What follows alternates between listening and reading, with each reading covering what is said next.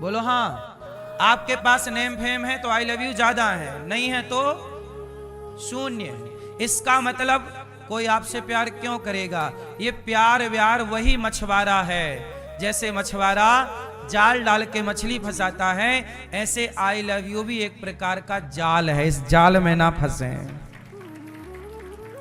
ये एक प्रकार का जाल है, शब्द जाल है ये। और शब्द जाल में ना फंसे, जिंदगी तबाह हो जानी है। जो आपको आई लव यू दे, उसका आई लव यू उसके मुंह पे मारो। तू अपना आई लव यू तो अपने पास रख, हमें नहीं चाहिए। शादी ब्याह कर लो, अपने पति और अपनी पत्नी के संग रहो आई लव यू में, और किसी के संग मत रहो, वरना ये आई लव यू महंगा पड़ेगा आपको। बोलो हाँ। आई लव यू के चक्कर में बर्बाद हो गए, रावण की लंका जल गई इसी आई लव यू के चक्कर में। बोलो हाँ।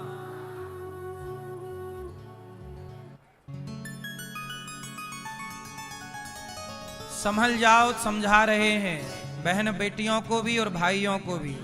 मन लगा के काम करो, मन लगा के पढ़ाई करो। बस आपसे यही उम्मीद है कि आप समझ लेंगे। अब आते हैं प्यार पर। प्रेम, संसार से प्रेम नहीं होता, प्रेम भगवान से। गोपियां भगवान से प्रेम करती हैं। भरत जी को देखो ना, भरत जी अयोध्या के सिंहासन को छोड़ रहे हैं। मां कैकेयी कह रही हैं राजा बन जाओ। भरत जी बोले ना, मैं राम के पास जाऊंगा। राम के पास चित्रकूट नंगे पांव गए भरत जी, और राम जी के चरणों में जाके गिर पड़े। ये क्या था? प्रेम था। राम जी, अच्छा ये बताओ, भरत जी को राम से क्या चाहिए? पैसा तो उसकी मां, भरत जी की मां दे ही रही थी। पैसा तो भरत जी की मां दे रही थी कि अयोध्या का राजा बन जाओ। दौलत अयोध्या की थी, राजा बनना था। लाखों करोड़ की संपदा थी, अथाह। जितना सुख वैभव इंद्र का, उससे ज्यादा सुख वैभव अयोध्या में था, और भरत जी के लिए तैयार था वो। लेकिन भरत जी ने सारी संपदा ठुकराई और भैया राम से मिलने चले। ये क्या था? ये प्रेम था। प्रेम क्या है? निस्वार्थ। जहां आपसे आप कोई स्वार्थ ना हो, जहां स्वार्थ ना हो, कोई भी स्वार्थ ना हो, वो प्रेम है। और मुझे एक बात बताओ, संसार के रिश्तों में स्वार्थ होता है या नहीं? चलो बताओ, भरत जी के अंदर क्या स्वार्थ था राम के प्रति? जोर से। गोपियों के अंदर कोई स्वार्थ है कृष्ण के प्रति? क्या मीरा का स्वार्थ है कोई कृष्ण के लिए? और आप बताओ, आपके रिश्तों में स्वार्थ होता है कि नहीं? वो कौन सा रिश्ता है जिसमें स्वार्थ नहीं है? एक रिश्ते का नाम बताओ मैया जिसमें स्वार्थ नहीं है। कौन रिश्ता? कौन रिश्ता? मां बेटे का। कसम खा के बताओ कि स्वार्थ नहीं होता। झूठ ना बोलो मेरी मां बेटे के रिश्ते में भी स्वार्थ होता है। मां का स्वार्थ होता है कि बेटा सेवा करेगा बड़ा होके। एक मां के 4 बेटे होते हैं, तो जो ज्यादा पैसा कमाता है मां बाप उसकी तरफ ज्यादा झुके रहते हैं। ये सच्चाई है। सबके लिए बातें नहीं हो सकती, लेकिन 90% ये बातें हैं। इसका मतलब माँ बाप भी स्वार्थी हैं, और बच्चे भी। माँ बाप के पास पैसा होगा तो हाँ माँ बाप आप हलवा खाओ बादाम का, और नहीं है तो लो नमक रोटी खाओ बाजू, जाओ जहां जाना। इसलिए आप लोग बूढ़े लोग भी कुछ पैसा अपने पास बचा के रखना बुढ़ापे में, और दिखाती रहना पीला पीला बहू को कि देखो सोना है इतना सारा 3-4 किलो, तो बादाम का हलवा देती रहेगी। वो कह दिया कि कुछ नहीं है तो बासी रोटी पकड़ाएगी। तो कहती रहा करो कि 3-4 किलो सोना भी है हमारे पास, सेवा करोगी तो मिलेगा। भले तुम पीतल खरीद के रख लेना। घंटा लगता था पूरा सुनाता था, कोई नहीं था, हनुमान जी थे और हम थे। सुनो प्रभु, आप सुनो, हम सुनाएंगे। सुनाते थे पूरा। भगवान की सेवा करते थे, पहुंचते थे उन्हें, तेल लगाते थे भगवान को, भोग लगाते थे, बिना खिलाए खाते नहीं थे। उस समय जब 14 साल, वो 14 साल 15 साल के लड़के में क्या कामना होगी? मेरी क्या कामना रही? कुछ नहीं, जीरो। सेवा करते थे, कोई कामना नहीं। वो जब निस्वार्थ निष्काम जब सेवा की तो भगवान ने बिना मांगे तो सब कुछ दिया है। मांगा कहां हमने? तुम समर्पण तो करो। तुम समर्पण किए नहीं और पहले शर्त रख दी ये दो फिर करेंगे। अरे ये तो व्यापारी हो गए तुम। ये तो व्यापार तुम जगत के लोगों से कर लो, अच्छा है। ऐसे व्यापारियों को भगवान दूर रखते हैं, अपने से दूर रहो। तो हमारे संग भी व्यापार करना चाहते हो? यहां प्यार है, ये तो प्रेम की बात है उद्धव, बंदगी तेरे बस की नहीं है। यहां सर देके होते हैं सौदे, आस की इतनी सस्ती नहीं। ये प्रेम है मेरी मां, इसलिए भगवान से प्रेम कीजिए, कोई कामना ना हो। भगवान की याद में रोइए, तड़पिए। मैं सवेरे जल्दी पूजा पाठ कर लेता और सवेरे 6 बजे सवेरे आसो पहुंच कर। भगवान बहरे हैं क्या? बोलो नहीं तो फिर बोलते हैं भगवान हमारा ये काम कर दो। बोलना क्यों पड़ रहा है? तुम्हारे भगवान को सुनाई कम पड़ता है। हमारे भगवान को तो हम जो सोच रहे हैं वो भी सुन रहे हैं। इसलिए भगवान के साथ ना व्यवहार ना फॉर्मेलिटी ना होना चाहिए। ये फॉर्मेलिटी लोगों के संग करो। आओ आओ, आइए आइए आइए, चाय लेंगे, कॉफी लेंगे। ये फॉर्मेलिटी जगत के संग करो। क्या लेंगे? चाय कॉफी। ये औपचारिकता संसार से करो, भगवान से नहीं। भगवान से तो शुद्ध प्रेम हो। क्या हो? प्रेम। प्रेम कैसा? कोई कामना ही ना हो। हमें इनसे कुछ चाहिए नहीं। हम इनकी सेवा इसलिए थोड़ी करते हैं कि ये हमें कुछ दें। अरे ये दास अनिरुद्ध, मैं बचपन में घर घर जाके भीख मांगा करता था, भिक्षा मांगता था।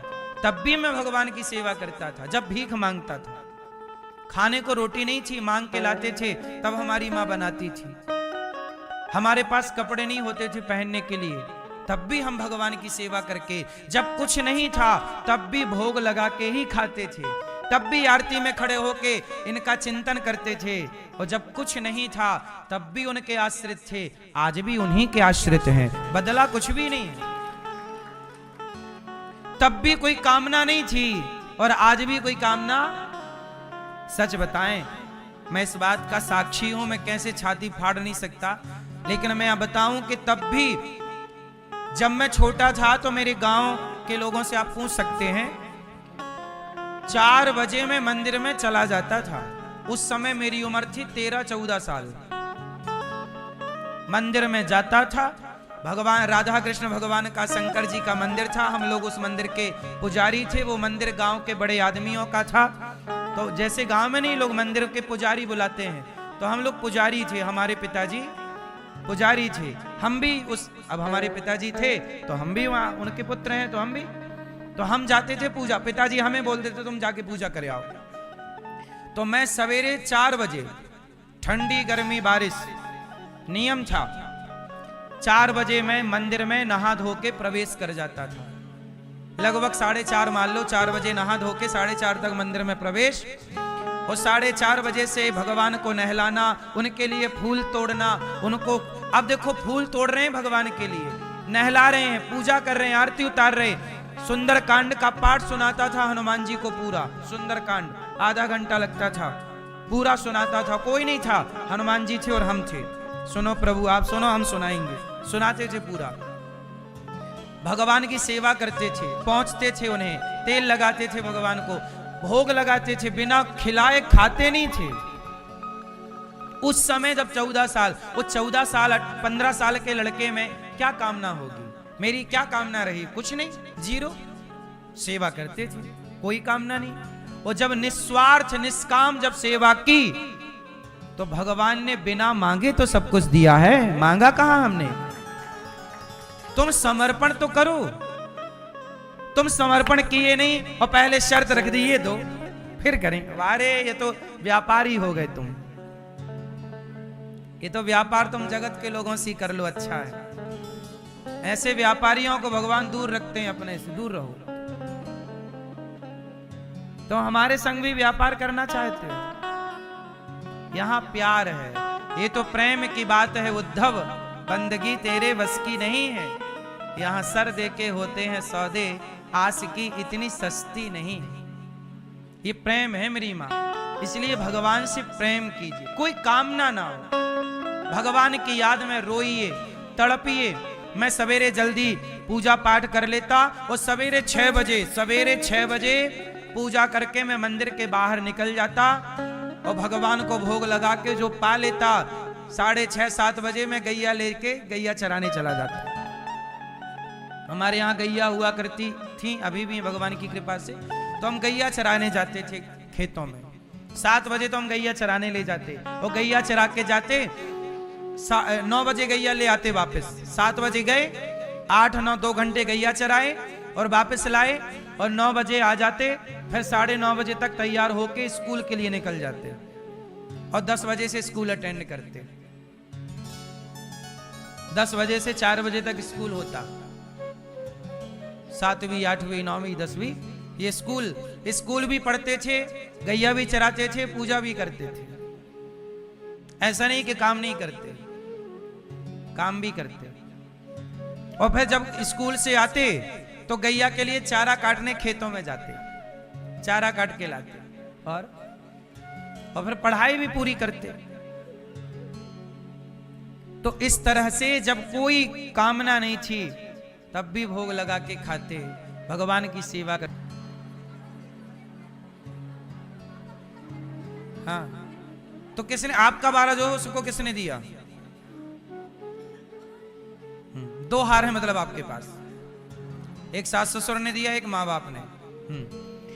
हार किसने दिया ये आपको पता है, कान के बाले किसने दिए ये आपको पता, ये वाली अंगूठी किसने दी आपको पता। जरा सोचिए, अंगूठी देने वाले को याद रखा है आपने, हार देने वाले को याद रखा है।